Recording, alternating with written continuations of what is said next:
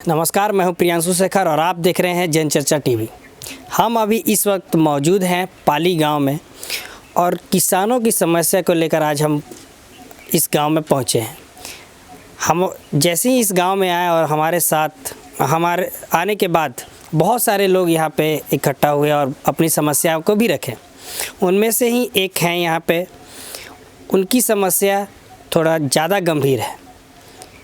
इनकी ज़मीन पे खेती हुई, एक किसान अपना खेती करके पूरा साल भर का जीवन चलाने के लिए और खेती करता है, मेहनत करता है और उसकी फसल कोई और काट लेता है और ये सब होता है प्रशासन के देख रेख में। आइए उनसे ही जानते हैं कि उनकी क्या समस्या है और कैसे लोग उन्हें तंग करते जा रहे हैं और प्रशासन उनका कैसे हेल्प करेगा या फिर उनकी क्या समस्या है, ये उनसे जानते हैं। जी, सबसे पहले आप अपना नाम बताइए। मेरा नाम इंदर कोरी उर्फ इंदर महतो। आप तो काफ़ी दिनों से खेती कर रहे हैं। हाँ। काफ़ी समय से अपना पूरा जीवन खेती में ही निकाल दिए, लेकिन अभी आपके साथ क्या समस्या आ रही है, किस बात को लेकर विवाद हुआ और क्या क्या तकलीफ़ों का सामना करना पड़ रहा है अभी? विवाद इस बात का है कि मेरा एक ज़मीन है जो कि 1935 में वो लोग सरेंडर कर दिया है। उसके बाद ज़मींदार ने हमरा दादा विजय कोरी के नाम से बंदोबस्त कर दिया है, जो कि दोनों चीज़ रजिस्ट्री है। उसके बाद उसमें SAR चला, SAR से लेकर हाई कोर्ट तक चला। हाई कोर्ट में मेरा पक्ष में आया, वो लोग अपील किया, हमारा विपक्षी लोग, वो डिसमिस हो गया। उसके बाद एक केस और किया, MGC 106 मुकदमा नंबर है, जो भी वो हमारे पिता भोला महतो के नाम पर आदेश पारित हो गया और ये केस को दोबारा कभी खोला नहीं जा सकता है। जज साहब ने लिखे हैं और कहीं इसका कोई अपील नहीं किया जा सकता है। यह अंतिम फैसला है।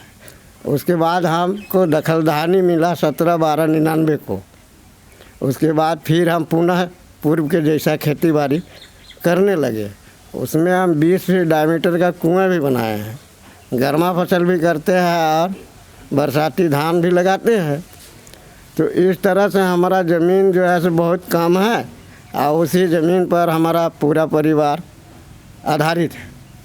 और हमने शंका था कि हमारा धान को ये लोग काटेगा, क्योंकि आधा धान को हम रोपा में रखे थे और आधा को बुना किए थे।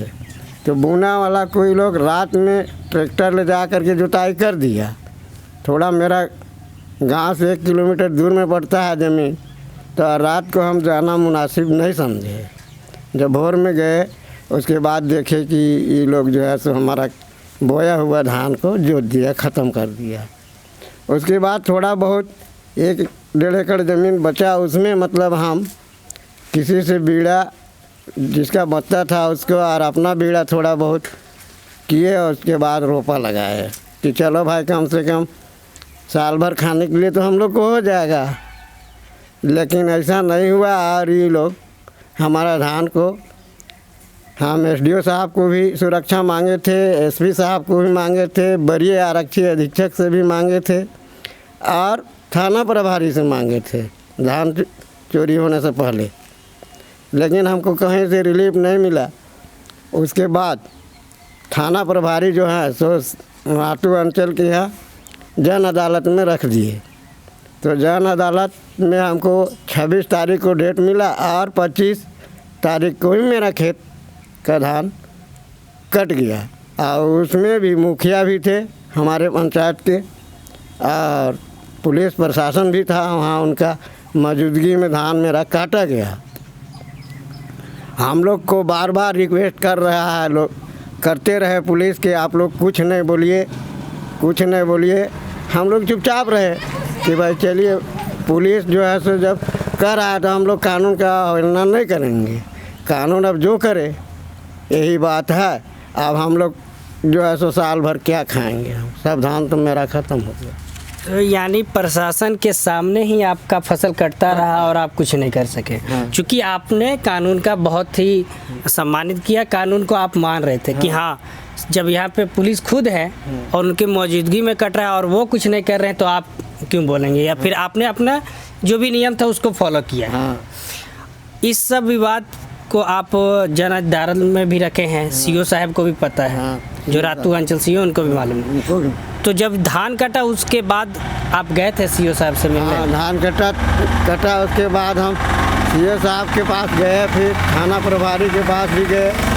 तो उनका क्या रिएक्शन था? वो लोग क्या बोल रहे थे? माने अंचल अधिकारी के आदेश के बाद जो है सो FIR दर्ज किया, जबकि हम ऑनलाइन FIR कर दिए। यहाँ पे देख रहे हैं तो साफ तौर से इनका कहना है कि जब एक बड़ा अधिकारी बोलता है उसके बाद FIR दर्ज किया जाता है, उससे पहले तो इनकी सुनवाई तक नहीं होती है।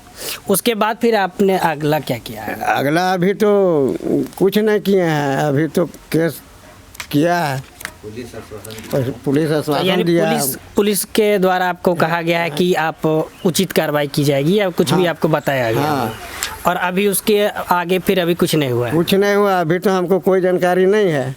पुलिस धान रिकवरी हुआ ना कुछ, धान भी मेरा रिकवरी नहीं हुआ ना गिरफ्तारी हुआ। और ना अभी तक कोई गिरफ्तारी हुआ है।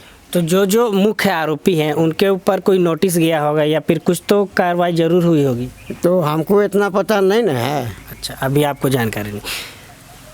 खैर, अब जैसा कि आप लोगों ने इनकी समस्या को सुनी और हम उम्मीद करेंगे कि जल्द से जल्द इनको न्याय मिले, और हम पुलिस से भी जानने की एक बार कोशिश करेंगे कि उनका क्या पक्ष है, वो इसमें क्या कार्रवाई कर रहे हैं। खैर, बहरहाल आगे और भी आपको समस्या से हम रूबरू करवाएंगे और आगे भी हम समस्या को देखते हैं। तब तक बने रहिए हमारे साथ। विवास के साथ मैं प्रियांशु शेखर, जनचर्चा।